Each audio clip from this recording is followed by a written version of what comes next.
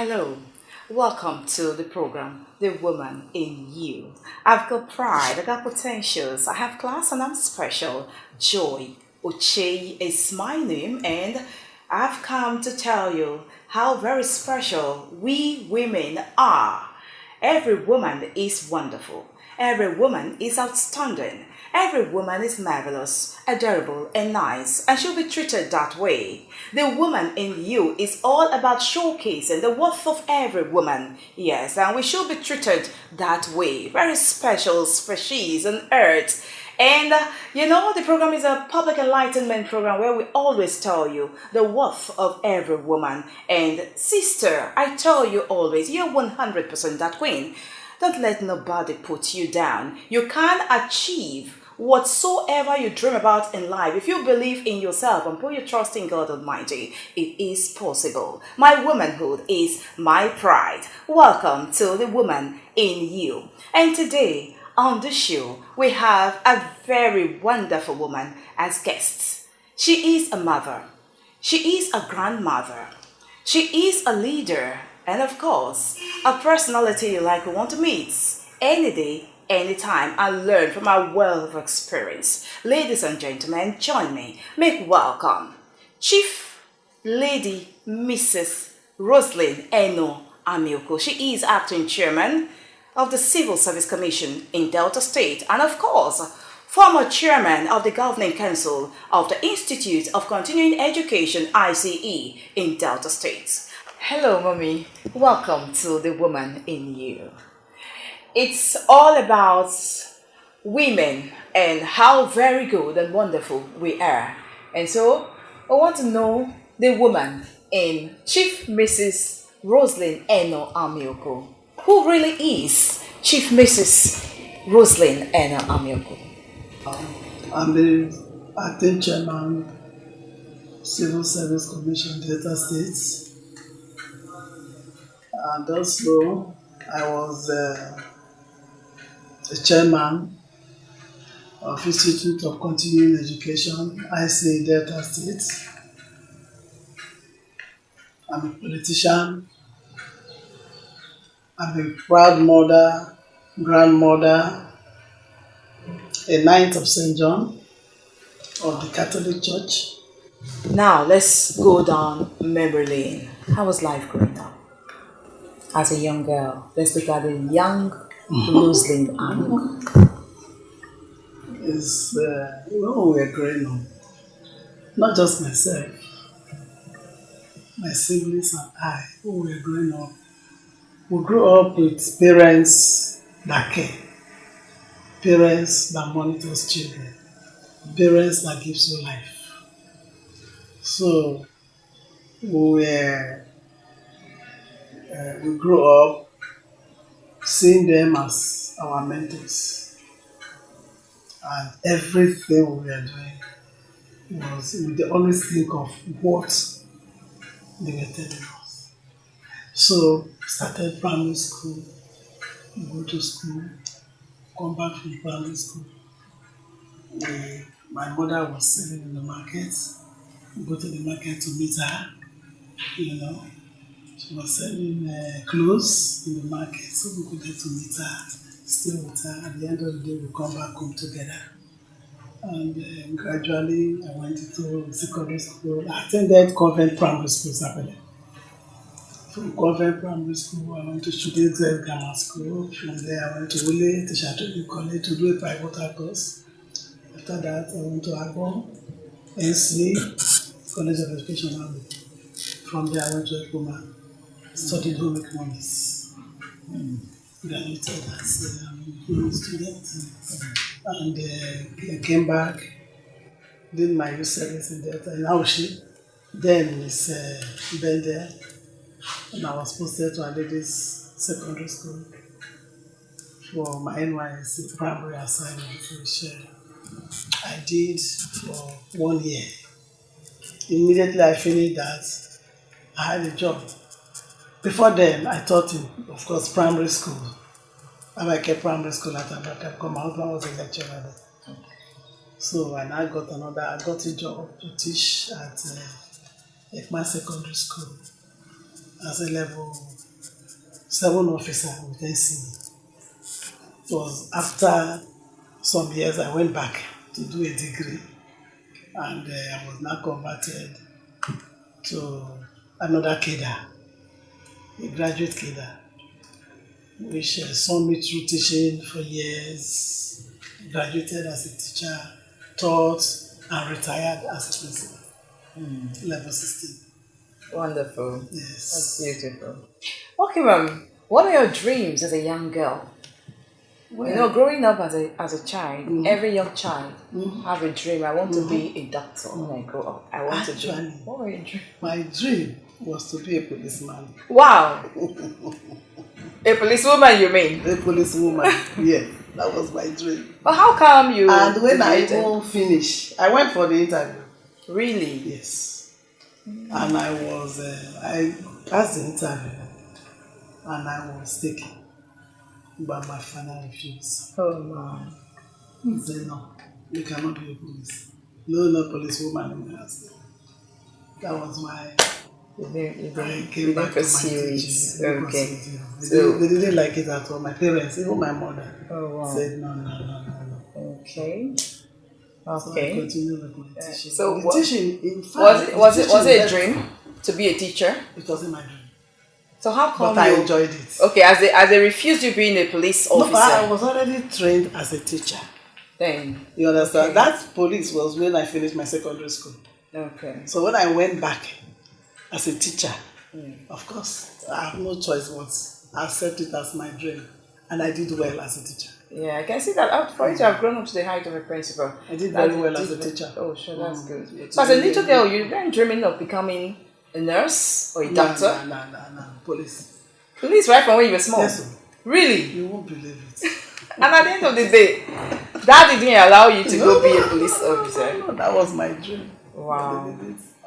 But I didn't regret it at all. Okay. I didn't regret it. I think I enjoyed teaching.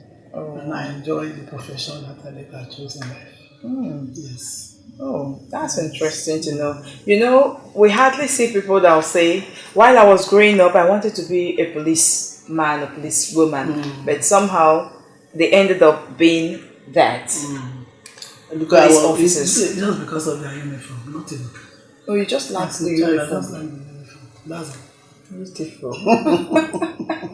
Okay. All right. Now let's look at women that have actually, impacted upon your life right from when you were a young woman till this age you are today a grandmother. Who are those women that you've actually looked up to, impacted in small and large ways in your life? I will tell you that the only mentor I have and had in my life is my mother. It's my mother. Everything I learned from my mother. Yes. I will not say because this woman is a graduate, this woman has lived well, she's my mentor. Nobody mentored me. My mother mentored me from childhood to where I am today before she left us. So she's my mentor. Wow. So what is that one important lesson you learned from your mother that you've held on to till this day? It's not just one. It's not just one. She was a woman that wants her children to behave well. A woman that wants her children to behave as women, as mothers. For example, my mother, you will hardly see any of my siblings, my sisters, with a man. My father forbids that. You won't see it anywhere with a man. But because of my father's behavior too, we all respected ourselves. And that is the truth. My mother will sit you down and tell you about marriage. She will tell you what and what to do to keep your marriage, to make your marriage successful. And that has impacted on all my daughters. And by the grace of God, it worked for me and it's working for my children. Then the other lesson from my mother is cooking. She loves cooking. She cooks a lot. My mother will tell you, She's in the kitchen. Say, I want you to cook this soup. Oh yeah. Because if you eat the food and you enjoy it, say you like this, you say yes, okay. I want you to cook it next time.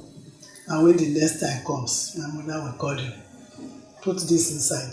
Do this, do this, do this. At the end of the day, say, you are prepared soup. Say, that is how we cook it. And that's how we all learned cooking from my mother. She was a very good cook. So those two things I learned from her. I don't joke with them. My children are marrying, they are growing up, I always tell them. And by the grace of God, it's not my power. God has been helping me to continue in their legacy. Then another person I would say mentored me a little is my husband. God gave me a wonderful husband. Okay, mommy, I'll got to shut there right now.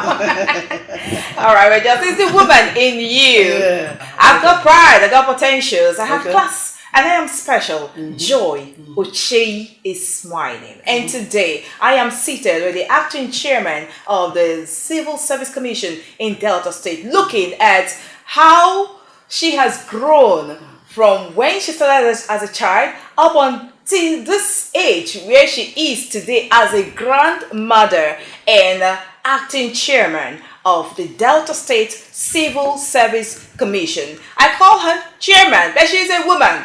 Yes. So women can do it as well. That's why we're here today, looking at the womanhood in Chief Mrs. Lady Roseline Amioku. We're still talking about the person, what she learned from her mother as a child. I said one important lesson she's not going to forget, but she's giving me more than one. Yeah. Okay, and we like that. She will teach you how to sit properly, how to talk when you have visitors in the house. You don't talk when adults are talking. Adult is talking to you. Even if you are rebuked, you cannot respond. That's the training I got from my mother. And that is what is happening in my house. Your elder sister cannot be talking to you, you talk back at her. The worst you can do is to cry. You just cry. You cannot respond. And I think it's a good upbringing. It's a good thing we learned. And it's helping me in my offices. If I'm working with a boss, for instance, I must give the due respect. Even if you are oppressing me, I cannot talk because of that upbringing. So I think I would say she mentored me well. Well, she Very did. well. Very She well. did well. She did well. Now let's tell us one challenging situation you've faced in life as a woman and how you conquered. Well, as a woman, the only challenge I would think I had was bringing up my children. Because I told myself that these children I have, I'm not going to leave the house, and I will not need a relation living with me. I want to bring them up myself. It was not easy, but I was able to conquer. God being on my side. I brought up my children myself without anybody. Myself, my husband. If I'm tired, he will just say, my dear, go and rest, go and rest, go and rest. I worked so hard, because I was doing it myself. Even when I was teaching, I would take the children to daycare. They will be there, I'll pay extra. When I finish from school, I pick them up, come home, take care of my children myself. So throughout as a teacher, you were doing that. I guess you're making babies all through till you became a principal, till you retired. You ran your home alone. Very well. Okay, now we find out that so many women sometimes have excuses on how to pursue a career, build a career, and then hold the whole home front successfully. But you have done that. You have worked as a teacher, raised your children all alone. Yeah. See, that's one challenge you had, but you succeeded in doing it. Today they are all graduates. You trained them alone with the help of your husband. All graduates and they are all married. Beautiful. And then we find a lot of women today give excuses on why they can't pursue a career. You pursued that teaching career. You rose to the highest rank of being a principal and you retired. Before, you're still a politician and you're doing politics and you're still working up until this age of a grandmother. Now you tell us what the secret is and the advice you give to other women on how they can pursue a career as a woman, build yourself as a woman in a career you so desire, and build your home. Tell us, mommy. The secret is that a lot of women don't know how to multitask. They don't know how to multitask. The way I was doing it, in the evening, the things I need, I know the children will need in the morning, I get them ready in the evenings. If they are taking food to school, I get the food ready, I just want the food in the morning. So we wake up very early in the morning, they take their bath, I bathe them myself. You know, men, they hardly really do that work. I bathe them myself, get them ready for school. I take them to school, and I still go early to my work. I was never late. I even had an award for going early to work. I would just drop them and go to work. But many women want to leave everything if they don't wake up early. I wake up 4 o'clock. Then I will leave them to sleep till 5. I use 1 hour to do all the house chores. Then when I wake them up, get them ready. By 6:30 they are eating. They eat early. I force them to eat early. They eat early. Then we start drop them in their different schools. They are not only in one school. Drop them in their different schools. And I still go to my school. And I go early. But many women will sleep till 6. If you sleep and you wake up 6 o'clock, how are you going to manage? You cannot. Because you need to plan, you need to multitask. As you are doing this, you are doing this. If the baby is sleeping, you are doing something else. If your food is on the fire, you are bathing the baby. You understand? So you just multitask. That's all. And monitor. Multitask and monitor. Not leaving your food on the fire to burn and all that. You should be able to know when your food is ready. Come out, dish your food, get food ready for my husband, put food on the table before I leave.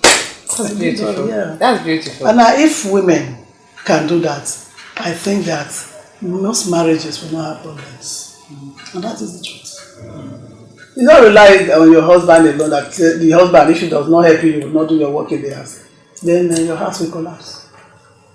That's the truth. Okay, mommy. You just said something, how you raised your children all alone, without a maid or a house help. Yes. Now, in recent times, that's the norm. People, women are with house helps or maids, need 1 or 2 to help them, even with a child or 2. And we've learned of, or we've heard rather, of what maids do to the children as well, in the absence of the mommies and the parents generally. Now, what's your advice to women that actually crave for maids, house helps, without which they can't live? My advice for them is that they should learn to live on their own. When our parents were growing up, they were not looking for aids to manage their homes. Even with all the wahala of plenty wives and things, they were managing. The women these days don't want to manage anything. As soon as they go into the marriage, even when a child has not come, they need a cook, they need house help, they need this and that. If you don't put anything in your marriage, you will not get anything out of that marriage. If you have problem in your marriage and you move, your husband will be happy because you didn't put anything in the marriage.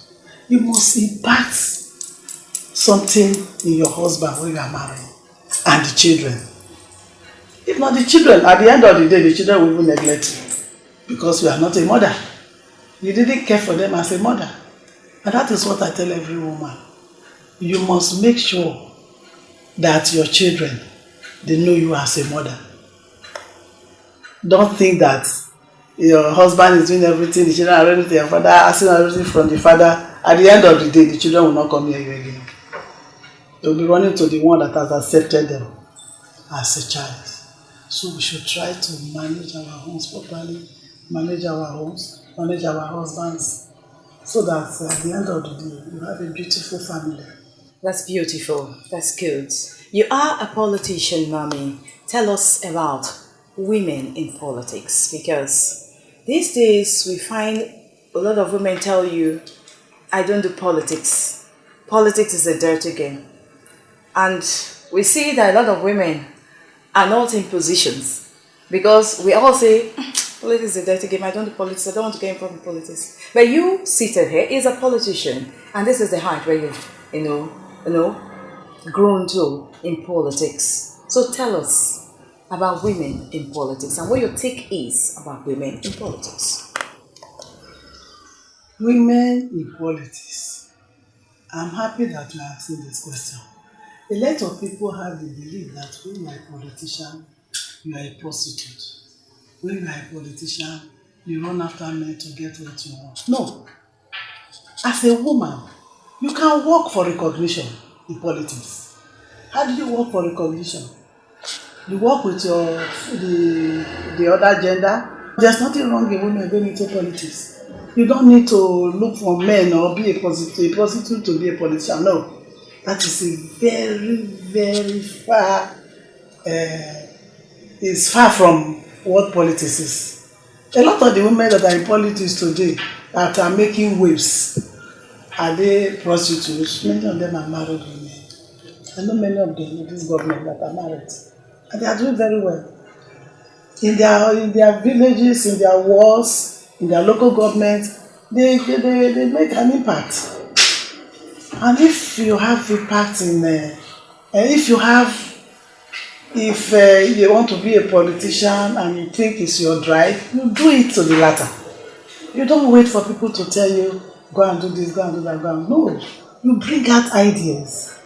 Bring ideas that will make the politics of the place bountiful. Many people don't know. They just sit down and you expect somebody to say, okay, you'll be running after men, clapping for them, clapping for them. No. You must make your impact felt.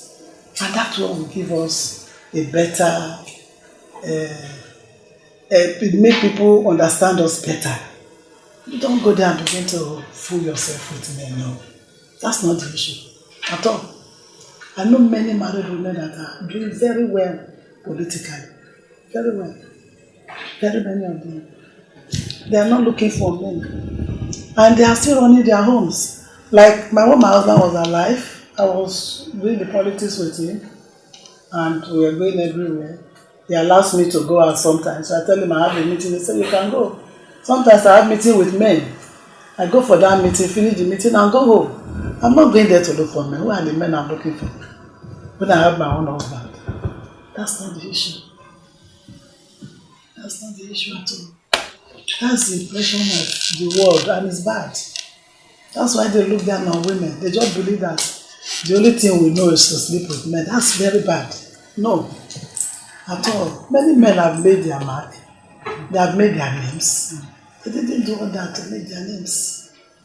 So that's why anytime you talk of women, I stand by it. I've defended a lot of women.